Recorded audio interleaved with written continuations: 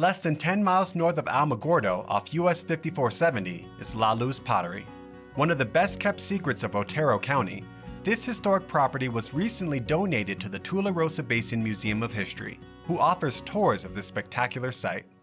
So Pete, give me some insight into what La Luz Pottery was. Well, Roland Hazard III, the son of a wealthy family from Narragansett, Rhode Island, established La Luz clay products in 1930. Folklore has it that he had car trouble in La Luz in 1928 and had to stay a couple days, and that's what gave him a chance to explore and discover all of this beautiful red clay that surrounds us.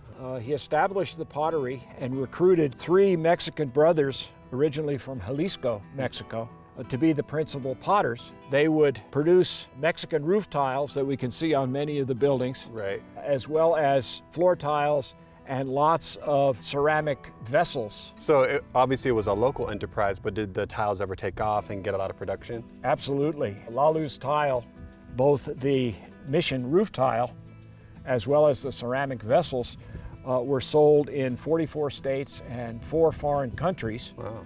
Largely through the main office, which was ironically on 52nd Street and Park Avenue in New York City. Yeah. Behind me down here is the main kiln with a new roof, but largely intact as it existed back then. This little building over here, I call it the bunkhouse. That's the location where the manager and other workers would stay when they were monitoring the kiln when it was firing. Can we go take a look? Can Absolutely. We go down there? Let's go down and look at the kiln. Okay. This is the only surviving industrial scale downdraft pottery kiln left in the United States. It's built of fire brick on the inside, surrounded by all this adobe, and of course strapped together with steel so that the expansion and contraction under the heat so that it wouldn't crack. And as you can see, part of the last load of roof tiles is still in place inside the kiln. From what year would you say? Probably about 1947.